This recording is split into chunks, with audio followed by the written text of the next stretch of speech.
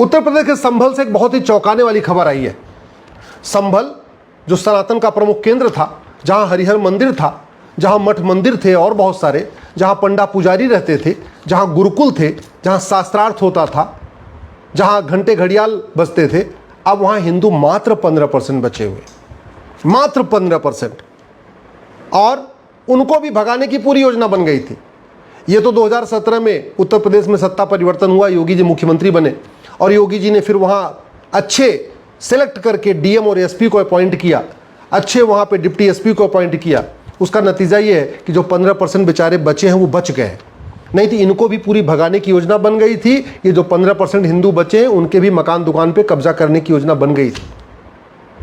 एक बात मैं आपसे पूछता हूँ कि जब इतना सब कुछ अत्याचार हो रहा है, फिर भी लोगों को ये बात समझ में क्यों नहीं आ रही है कि सारे रिलीजन एक समान नहीं होते? जो वेद पुराण में लिखा है वो बाइबल कुरान में नहीं लिखा है।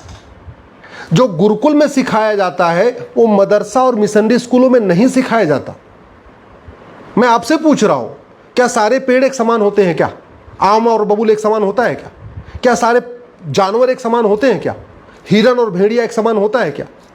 क्या सारे फूल एक समान होते हैं? क्या अरे जब सारे इंसान एक समान नहीं होते, सारे महिला एक समान नहीं होती, सारे पुरुष एक समान नहीं होते, सारे पशु एक समान नहीं होते, सारे पक्षी एक समान नहीं होते, सारे जानवर एक समान नहीं होते, तो फिर सारे मजहब एक समान कैसे हो जाएंगे? अल्टीमेटली मजहब तो लोगों के द्वारा शुरू किया गया। एक व्यक्ति आया, उसने अपना मजहब शुरू किया, कोई और आया, उसने अपना मजहब शुरू किया, कोई और आया, उसने अपना मजहब शुरू किया। उनके दिमाग में जो था उसके हिसाब से अपना मजहब शुरू कर दिया। तो जब मजहब लोगों के द्वारा शुरू किया गया है और उनकी किताबें अलग अलग हैं, तो फिर सारे मजहब एक जैसे कैसे हो सकते हैं?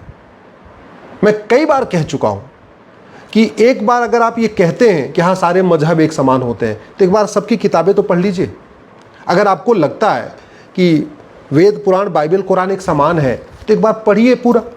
आपको लगता है कि नहीं जो गुरुकुल है वैसा ही मदरसा मिशनरी स्कूल है, तो एक काम करिए, अपने एक बच्चे को गुरुकुल में भेजिए और एक बच्चे को मदरसा में भेजिए, एक बच्चे को मिशनरी स्कूल में भेजिए। न पढ़ा, न देखा, न समझा, न जाना, लेकिन फिर भी कह रहे हैं हाँ भाई सारे रिलीजन एक समान होते हैं, सारी किताबें एक समान होती है। क्या मदरसा और मिशनरी स्कूलों में वसुधैव कुटुंबकम सिखाया जाता है? क्या मदरसा और मिशनरी स्कूलों में राष्ट्र प्रथम की भावना सिखाई जाती है? क्या मदरसा और मिशनरी स्कूलों में अष्टांग योग सिखाया जाता है, यम नियम सिखाया जाता है, आसन प्राणायाम सिखाया जाता है? क्या मदरसा और मिशनरी स्कूलों में सर्वमंगल मांगल्य शिवे सर्वार्थ साधिके, सबका कल्याण हो, ऐसी भावना सिखाई जाती है? क्या मदरसा और मिशनरी स्कूलों में सर्वे भवन्तु सुखिनः ये सिखाया जाता है? क्या मदरसा और मिशनरी स्कूलों में नारी तू नारायणी सिखाया जाता है? क्या मदरसा और मिशनरी स्कूलों में यत्र नारस्तु पूज्यते रमन्ते तत्र देवता सिखाया जाता है? क्या मदरसा और मिशनरी स्कूलों में इंद्रिय नियंत्रण अष्टांग योग सिखाया जाता है? क्या मदरसा और मिशनरी स्कूलों में सत्य, हिंसा, अस्त्रेय, अपरिग्रह, ब्रह्मचर्य सिखाया जाता है? यदि नहीं, तो फिर गुरुकुल मदरसा और मिशनरी स्कूल एक समान कैसे हो गए? एक बात मैं कह दूं, कड़वी सच्चाई यह है कि भारत में प्रतिदिन 1000 बेटियां लफ्ज़ जिहाद का शिकार हो रही हैं।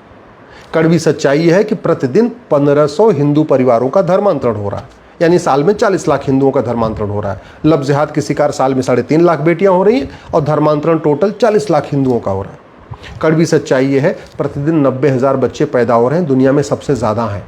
ये भी कड़वी सच्चाई है भारत में 5 करोड़ घुसपैठिए आके बैठे हुए हैं और डेमोग्राफी तेज़ी के साथ बदल रहे हैं। ये भी कड़वी सच्चाई है कि भारत में ड्रग जिहाद चल रहा है, लगभग 50,000 करोड़ की ड्रग हर साल बेची जा रही है। ये भी कड़वी सच्चाई है कि पूरी दुनिया से यहाँ अवैध फंडिंग हो रही है, माओवादियों, नक्सलियों, जिहादियों, माओवादियों, मिशनरियों, घुसपैठियों, सबको फंडिंग हो रही है और वो भी लगभग 50,000 करोड़ की हो रही है। तो 50,000 करोड़ यहाँ ड्रग बेच के कमाया जा रहा है, उसका भी आधा पैसा भारत को बर्बाद करने में खर्च हो रहा है और बाहर से 50,000 करोड़ रुपये और आ जा रहा है। कड़वी सच्चाई ये है कि दुनिया का सबसे बड़ा जो जमाती संगठन उसका हेडक्वार्टर भारत में है। गूगल कर लीजिएगा biggest Jamaat of the world, फिर आपको पता चलेगा उसका हेडक्वार्टर तो भारत में है, दिल्ली में है। इतना सब होने के बावजूद अभी भी हम किसी गलतफहमी में जी रहे हैं, अभी भी हम सीख नहीं रहे। राजा रणजीत सिंह जी से यही गलती हुई, उनको भी लगता था सारे मजहब एक समान होते हैं, सारी किताब एक समान होती है, गुरुकुल मदरसा एक समान होता है।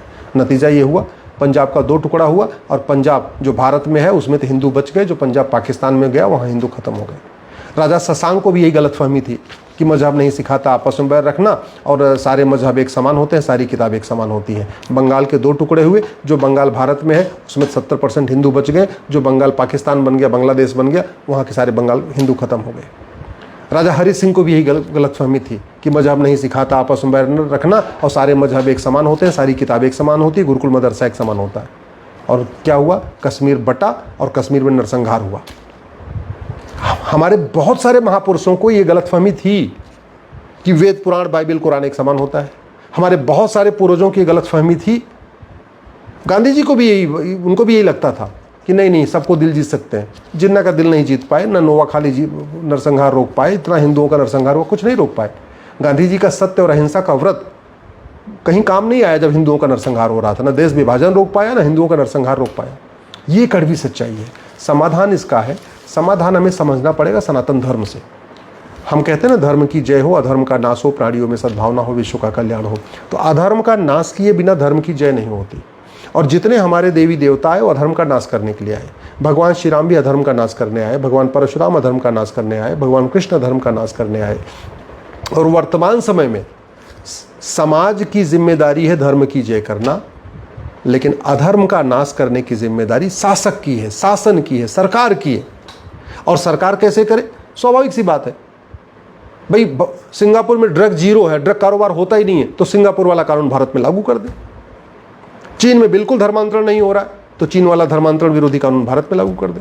चीन में बिल्कुल जनसंख्या विस्फोट नहीं कर रहा, कोई 2 से ज़्यादा बच्चे नहीं पैदा कर रहा है, तो चीन वाला जनसंख्या नियंत्रण कानून भारत में ले ले। जापान में कोई घुसपैठिया नहीं जाता, तो घुसपैठ विरोधी कानून जो जापान वाला है उसको भारत में ले ले।